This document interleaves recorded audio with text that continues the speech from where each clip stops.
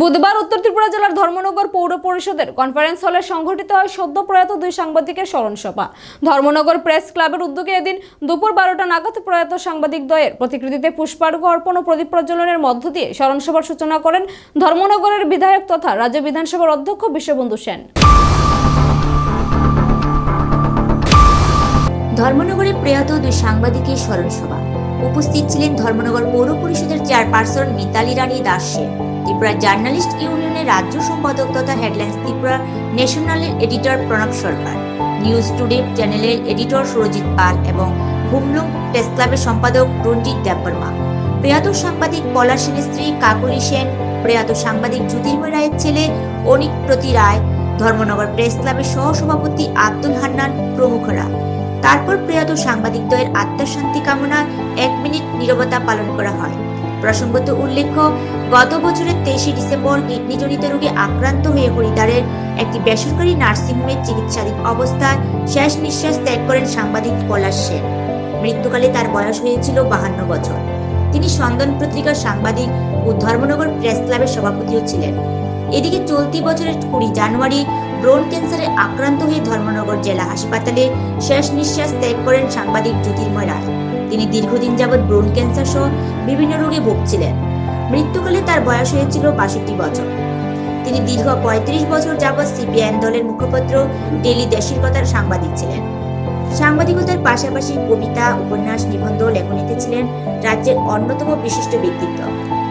অপরদিকে এদিনের স্মরণ সভায় বক্তব্য রাখতে গিয়ে প্রণব সরকার বলেন, সাংবাদিকদের মৃত্যু হয় না, লেখনীর মাধ্যমে সাংবাদিকরা আজীবন বেঁচে থাকে। তবে প্রতিভাবান দুই সাংবাদিকের প্রয়াণে ধর্মনগর সহ গোটা রাজ্যের সংবাদ মহলে অপরিসীম ক্ষতি হয়েছে। তাছাড়া তিনি প্রয়াত সাংবাদিকদ্বয়ের নামে কোনো রাস্তা বা ফলক করার দাবি রাখেন ধর্মনগরের বিধায়ক তথা অধ্যক্ষ বিশ্ববন্ধু সেন ও ধর্মনগর পৌর পরিষদের চেয়ারপারসন মিতালি রানী দাস সেনের কাছে। সাথে বিশ্ববন্ধু সেন বলেন, যারা চলে গেছে তাদেরকে তো আর ফিরিয়ে আনা যাবে না, তবে তাদের পরিবারের পাশে তিনি থাকার অঙ্গীকার ব্যক্ত করেন। তিনি বলেন, প্রয়াত সাংবাদিক জ্যোতির্ময় রায়ের পরিবার আর্থিকভাবে সচ্ছল থাকলেও প্রয়াত সাংবাদিক পলাশ সেনের পরিবার তেমন সচ্ছল নয়। সে ব্যাপারে তার সর্বোপরি সহযোগিতা করবেন বলেও জানান। পরিশেষে এদিন ধর্মনগর প্রেস ক্লাবের তরফে প্রয়াত সাংবাদিকদের পরিবারের হাতে শ্রদ্ধাঞ্জলি পত্র তুলে দেওয়া হয়। আজকের দিনেও আমরা বিভিন্ন রেফারেন্স দিই না, কত বছর আগে মারা গেছেন, কিন্তু উনি বেঁচে আছেন আমাদের মধ্যে দিয়ে।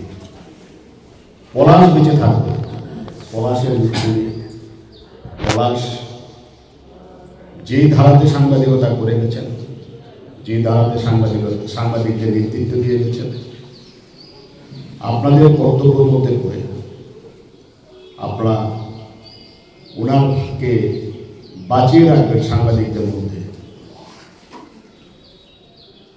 জ্যোতির্ময় দা অসাধারণ একজন লেখক, কবি, সাহিত্যিক, বহুমুখী প্রতিভা ছিলেন একজন। জ্যোতির্ময় দা সম্পর্কে যতই বলা হবে কম বলা হবে। জ্যোতির্ময় দা সাথে আমার যোগাযোগ বা পরিচয় বহু বছর ধরে। ওনার লেখনী ধর্মনগরের মধ্যে যে কয়েকজন রয়েছে তাদের মধ্যে প্রথম সারিতে রয়েছেন জ্যোতির্ময় দা। ওনার লেখনী, ওনার সৃষ্টি, উনি ছিলেন একদম সৃষ্টিশীল চেতনার মানুষ। নতুন নতুন ভাবনা নিয়ে ভাবতেন জ্যোতির্ময় দা। নতুন নতুন ভাবনাকে সৃষ্টির মধ্যে দিয়ে মানুষের মধ্যে নিয়ে যেতেন। কালচক্রে জ্যোতির্ময় দা দুরারোগ্য রোগে আক্রান্ত হয়ে মারা গেছেন।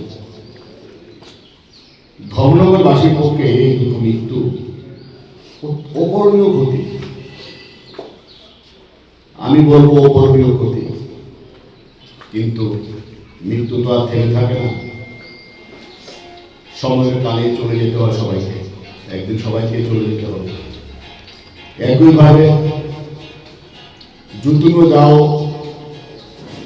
আমাদের মধ্যে বেঁচে থাকবে, তার সৃষ্টিশীল লেখনের মধ্যে দিয়ে বেঁচে থাকবেন, ওনার সৃষ্টিশীল চেতনার মধ্যে দিয়ে।